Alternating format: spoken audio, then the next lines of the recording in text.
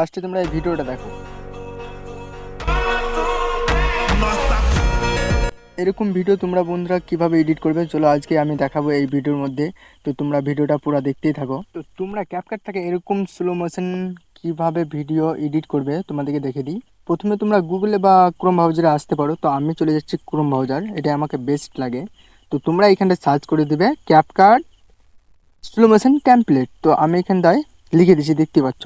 তো লিখে দেওয়ার পরে আমি সার্চে মেরে দেবো slow motion CapCut template link. তো এইখানে ক্লিক করে দিলাম আমি।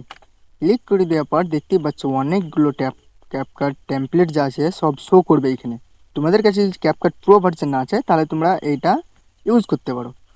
তোমাদের খাটতেও হবে না বেশি। তো আমার ভিডিওটা যে যে নতুন দেখছো আমার চ্যানেলে, প্লিজ আমার চ্যানেলটা সাবস্ক্রাইব করে দাও। তারপরে তোমরা কি করবে, তাহলে আমি এই ক্যাপকাট টেমপ্লেটটা নিব এইটা।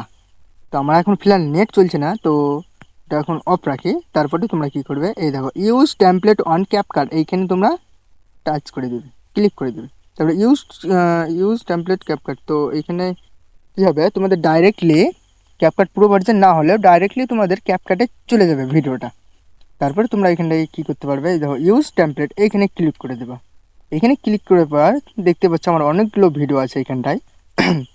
তো আমি একটা ভিডিও নিব যেটা আমি এডিট করব। হ্যাঁ, তো সিম্পল আমি এইখানে ক্লিক করে দেবো। এই ভিডিওটা আমি এখন এডিট করব, তাই তো আমার এইখানটা আমাকে ভালো লাগছে না। তো আমি ভিডিও খানিক টেনে